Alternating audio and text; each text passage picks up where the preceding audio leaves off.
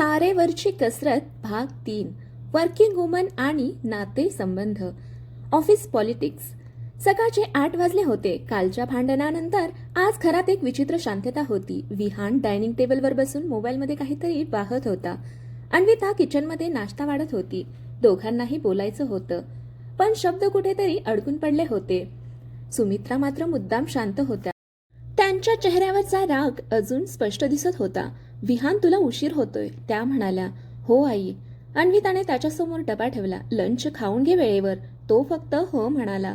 त्या एका हने तिचं मन पुन्हा दुखावलं. काल रात्री त्याने तिच्यासाठी आवाज उठवला होता, पण आज तो पुन्हा शांत झाला होता. कदाचित पुरुषांना 2 नात्यांच्या मध्ये अडकून जगण्याची सवय नसते, पण स्त्रिया त्या रोज स्वतःला तोडून दोन्ही बाजू सांभाळत असतात. स्टेशनवर आजही नेहमीची गर्दी होती. ट्रेनमध्ये उभे राहून अन्विता खिडकी बाहेर पाहत होती. तिच्या डोक्यात सतत एकच विचार चालू होता, मी खरंच चुकीची आहे का? तेवढ्यात मोबाईलवर ऑफिस ग्रुपमध्ये मेसेज आला. रियाने प्रोजेक्ट अपडेट पाठवला आहे. अन्विता ते पाहून थबकली. त्या अपडेटमध्ये काल तिने तयार केलेल्या आयडियाज होत्या, पण कुठेही तिचं नाव नव्हतं. तिच्या छातीत काहीतरी दाबलं गेल्यासारखं वाटलं. हे काम माझं होतं. ऑफिसमध्ये पोहोचल्यावर ती थेट रियाकडे गेली. रिया, कालचा अनालिसिस तू मेल केला? रिया आरामात ऑफिफीत म्हणाली. हो. वाय? पण ते डेटा मी तयार केलं होतं. रिया खोटं हसली. टीम वर्क आहे ना? पण क्रेडिट रिया मध्येच म्हणाली. अन्विता, कॉर्पोरेट वर्ल्डमध्ये एवढं इमोशनल होऊन चालत नाही. ते वाक्य तिच्या मनाला लागलं, कारण ती फक्त क्रेडिट मागत नव्हती, ती तिच्या मेहनतीची ओळख मागत होती. दुपारी मीटिंग झाली. मल्होत्रा सर सगळ्यांसमोर म्हणाले, good work Riya, excellent presentation. Riya हसत थँक्यू सर म्हणाली. अन्विता स्तब्ध बसली होती. तिच्या लॅपटॉपवर अजूनही तिचं ओरिजिनल फाईल्स ओपन होत्या. त्या प्रत्येक स्लाइडमध्ये तिच्या जागलेल्या रात्री होत्या. तिचा वेळ होता, तिची मेहनत होती, पण कौतुक दुसऱ्याला मिळालं होतं. मीटिंग संपल्यानंतर तिच्या डोळ्यात नकळत पाणी आलं. ती वॉशरूममध्ये जाऊन उभी राहिली. आरशात स्वतःकडे पाहताना तिला वाटलं, मी इतकी इनव्हिजिबल आहे का? घरात तिच्या कष्टांची किंमत नव्हती. आता ऑफिसमध्येही तिचं अस्तित्व कुणीतरी हिसकावून घेत होतं. तेवढ्यात तिची कॉलिग नेहा आत आली. हे, तू ठीक आहेस? अन्विताने पटकन डोळे पुसले. हो. नेहा काही क्षण शांत राहिली, मग हळू आवाजात म्हणाली, रिया असंच करते, इतरांचं काम स्वतःचं म्हणून दाखवते. मग कुणी तिला काही बोलत नाही? सगळ्यांना जॉब वाचवायची असते. अन्विता शांत झाली. कॉर्पोरेट जगात सत्यापेक्षा पॉलिटिक्स जास्त महत्वाचं असतं, हे तिला हळूहळू समजू लागलं होतं. संध्याकाळी अचानक मल्होत्रा सरांनी तिला कॅबिनमध्ये बोलावलं. ती घाबरत आत गेली. सिट. ते फाईल्स पाहत म्हणाले, युअर परफॉर्मन्स इज ड्रॉपिंग. अन्विताच्या छातीत धडधड वाढली. Sir, actually look Anvita, personal issues मला ऐकायचे नाहीत. ती गप्प झाली. Riya handles pressure much better. हे ऐकताच तिच्या मनात वेदना उसळली, कारण ज्याचं कौतुक होत होतं ते काम तिचंच होतं, पण ती काही बोलू शकली नाही, कारण तिला भीती वाटत होती. जर आवाज उठवला तर, जॉब केली तर. घरात आधीच टोमणे सुरू होते. ऑफिसमधून बाहेर पडताना पाऊस कोसळत होता. लोक धावत होते. अन्विता मात्र बिल्डिंगच्या बाहेर शांत उभी राहिली. तिच्या डोळ्यातून अश्रू वाहत होते, पण पावसात ते कुणालाच दिसत नव्हते. तेवढ्यात विहानचा फोन आला. निघालीस? तिने स्वतःला सावरत उत्तर दिलं. हो. आज लवकर ये, आपण बाहेर डिनरला जाऊ. क्षणभर तिच्या चेहऱ्यावर हसू आलं. कदाचित कालच्या भांडणानंतर तो सगळं ठीक करण्याचा प्रयत्न करत होता, पण लगेच तिच्या मनात विचार आला, मी खरंच एन्जॉय करू शकेन? मनात इतकं साचलेलं दुःख घेऊन घरी आल्यावर ती तयार व्हायला खोलीत गेली, पण अचानक तिची नजर लॅपटॉपवर पडली. त्या प्रेझेंटेशन फाईल्स अजूनही स्क्रीनवर होत्या. तिच्या डोळ्यात पुन्हा पाणी आलं. ती हळू आवाजात स्वतःशीच म्हणाली, किती विचित्र आहे ना? घरात स्वतःला सिद्ध करा, ऑफिसमध्ये स्वतःला सिद्ध कर, आणि शेवटी स्वतःलाच विचार, मी खरंच पुरेशी आहे का? त्या रात्री डिनर टेबलवर सगळं सामान्य दिसत होतं, पण अन्विताच्या मनात मात्र एक नवीन युद्ध सुरू झालं होतं, स्वतःची ओळख हरवू न देण्याचं. सासऱ्यांची शांत साथ. रात्रीचा डिनर वर शांत झाला होता. विहान अन्विताला घेऊन बाहेर गेला होता, पण तिचं मन मात्र पूर्ण वेळ कुठेतरी हरवलं होतं. रेस्टॉरंटमधल्या मंद लाईट्स, आजूबाजूच्या हसणाऱ्या कपल्स, बॅकग्राऊंड म्युझिक, सगळं सुंदर होतं, पण तिच्या मनात सतत ऑफिसमधलं ह्युमिलिएशन फिरत होतं. तू इतकी शांत का आहेस? विहानने विचारलं. ती जबरदस्ती हसली. थोडा थकवा आहे. विहान काही क्षण तिच्याकडे पाहत राहिला. त्याला जाणवत होतं ती काहीतरी लपवते, पण कदाचित तोही घाबरत होता, कारण जेव्हा जेव्हा अन्विता तिच्या मनाबद्दल बोलायची तेव्हा दोघंही इमोशनली तुटून जायचे. दुसऱ्या दिवशी सकाळ. नेहमीप्रमाणे अन्विता पुन्हा किचनमध्ये उभी होती. काल रात्री उशिरा झोपूनही ती पहाटे उठली होती. तिच्या डोक्यात सतत चालू होतं, आज पुन्हा ऑफिस, पुन्हा तेच लोक, पुन्हा तेच फेक स्माइल्स. ती चहा बनवत असताना हात थरथरत होते. तेवढ्यात माधव स्वयंपाकघरात आले. मी मदत करू का? अन्विता पटकन म्हणाली, नाही बाबा, होतंय मला. माधव तिच्याकडे काही क्षण शांतपणे पाहत राहिले. अन्विता, हो, तू आनंदी आहेस ना? हा प्रश्न ऐकताच तिचे हात थांबले. घरात कोणीच तिला हा प्रश्न कधी विचारला नव्हता. तू थकली आहेस का? तुला त्रास होतोय का? तू ठीक आहेस का? हे प्रश्न तिच्यासाठी जणू हरवले होते आणि आज अचानक कोणीतरी तिच्या मनातलं पाहिलं होतं. ती हलकसं हसली. हो बाबा, पण तिच्या डोळ्यांनी सत्य सांगितलं. माधवांनी सुस्कारा सोडला. मुलगी जेव्हा सासरी येते ना, तेव्हा ती फक्त घर बदलत नाही, ती स्वतःला बदलण्याचा प्रयत्न करते. अन्विताच्या डोळ्यात पाणी आलं.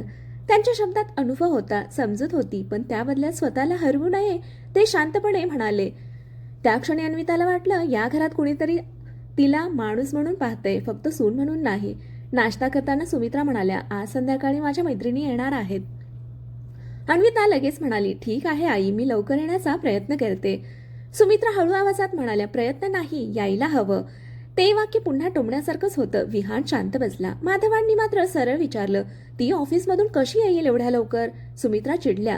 घर पण महत्वाचं असतं, माधव शांतपणे म्हणाले, आणि तिचं काम नाही. टेबलवर अचानक शांतता पसरली. अन्विताने आश्चर्याने सासऱ्यांकडे पाहिलं. पहिल्यांदाच कुणीतरी तिच्यासाठी इतकं स्पष्ट बोलत होतं. सुमित्रा काही न बोलता उठून गेल्या. ऑफिसमध्ये आज वातावरण आणखी विचित्र होतं. रिया मुद्दाम सगळ्यांसमोर हसत बोलत होती. Some people can't handle pressure. हे वाक्य बोलताना तिची नजर स्पष्टपणे अन्विताकडे होती. अन्विताने दुर्लक्ष करण्याचा प्रयत्न केला, पण आतून ती तुटत चालली होती. दुपारी तिने एक रिपोर्ट तयार केली, खूप मेहनत घेऊन, प्रत्येक डिटेल परफेक्ट करून, कारण आता तिला स्वतःला प्रूव्ह करायचं होतं. ती रिपोर्ट मल्होत्रा सरांकडे देण्यासाठी गेली. ते फाईल्स पाहत होते. सर, त्यांनी फाईल घेतली.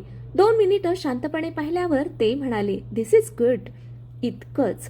फक्त 2 शब्द, पण त्या 2 शब्दांसाठी अन्विता किती दिवस झगडत होती. तिच्या डोळ्यात नकळत चमक आली. कदाचित पहिल्यांदाच कुणीतरी ऑफिसमध्ये तिच्या कामाचं कौतुक केलं होतं. संध्याकाळी ती शक्य तितक्या लवकर घरी आली.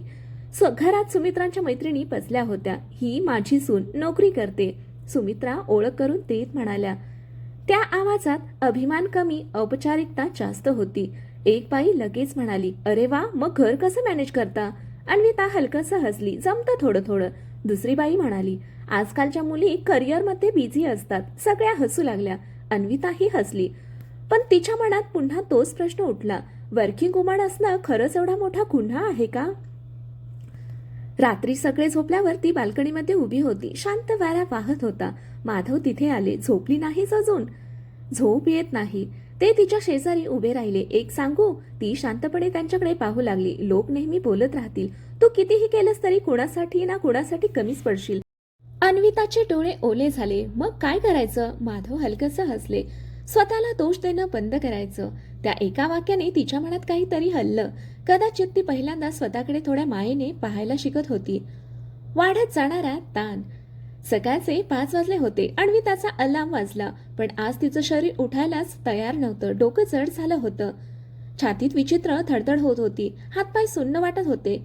ती डोळे उघडून छताकडे पाहत पडून राहिली. उठायला हवं मन म्हणत होतं, पण शरीर जणू ओरडत होतं, बस आता नाही होत.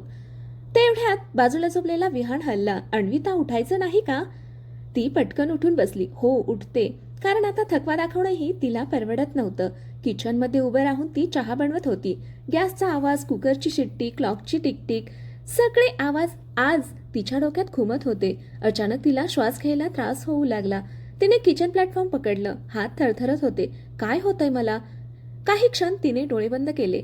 मग स्वतःला सावरत पुन्हा कामाला लागली. कारण घरात कुणाचं लक्ष केलं असतं तर पहिला प्रश्न हा नसता, तू ठीक आहेस का? तर आजच काय झालं? नाश्ता करताना सुमित्रा म्हणाल्या, आज संध्याकाळी रोहनचे मित्र येणार आहेत. अन्विता थकलेल्या आवाजात म्हणाली, आई, आज थोडा उशीर होईल ऑफिसमधून. मग त्या सरळ म्हणाल्या, घरात पाहुणे येणार म्हणजे वेळ काढावा लागतो. अन्विताच्या मनात अचानक चिडचिड उसळली. तिला ओरडून सांगावंसं वाटलं, मी एकटी किती गोष्टी सांभाळू, पण ती पुन्हा शांत राहिली.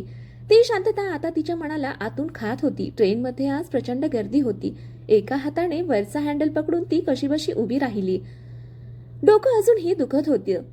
मोबाईलवर सतत मेल्स येत होते. मल्होत्रा सरांचा मेसेज आला, नीड रिवाइज रिपोर्ट बिफोर 11.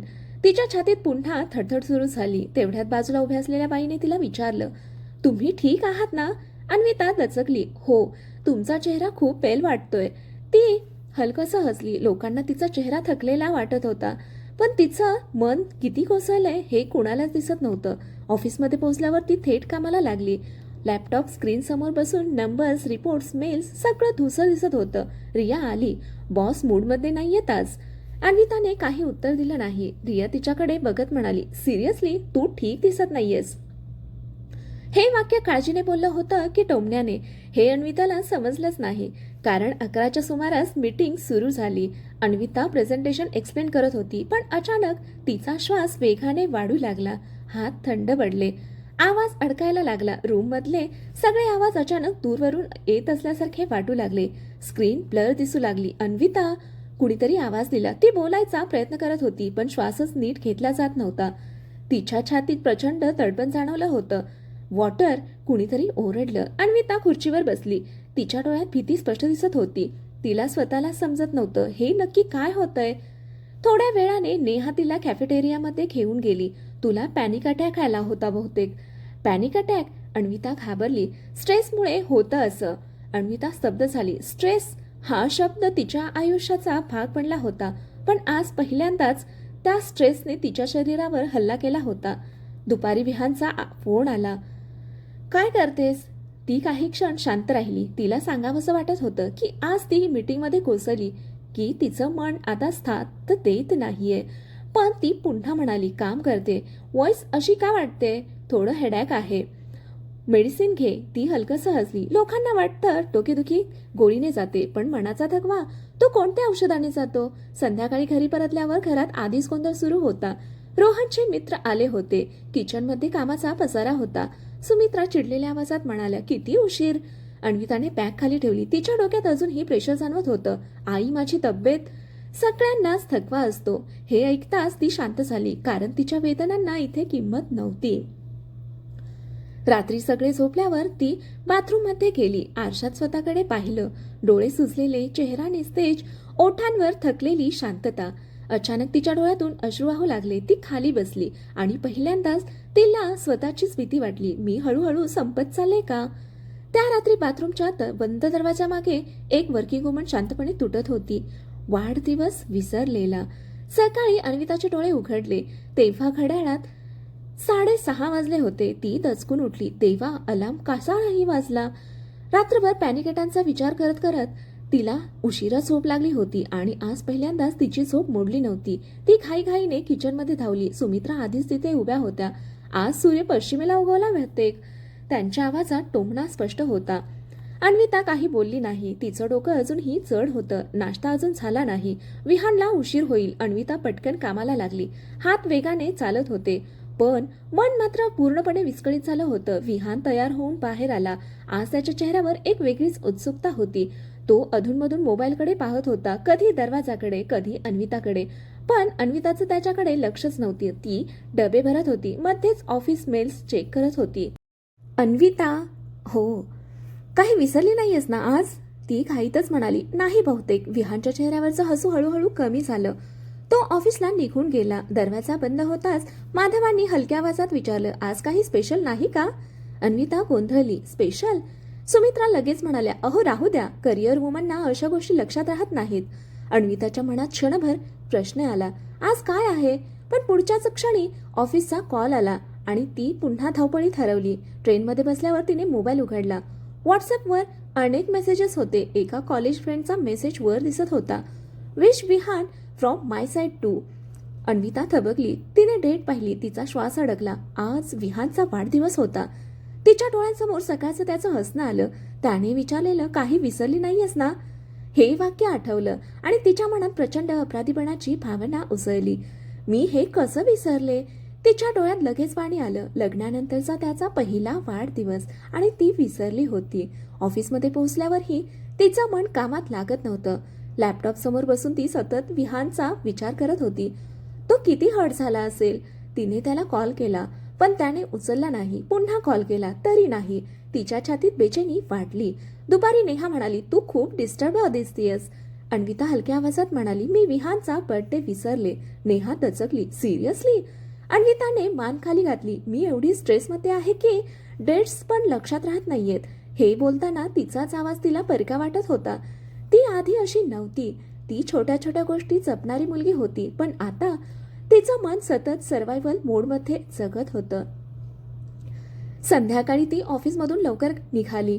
रस्त्यात तिने विहानसाठी वॉच घेतलं. त्याला खूप दिवसांपासून अशी वॉच आवडत होती. गिफ्ट हातात घेऊन ती घरी आली. घरात मात्र शांतता होती.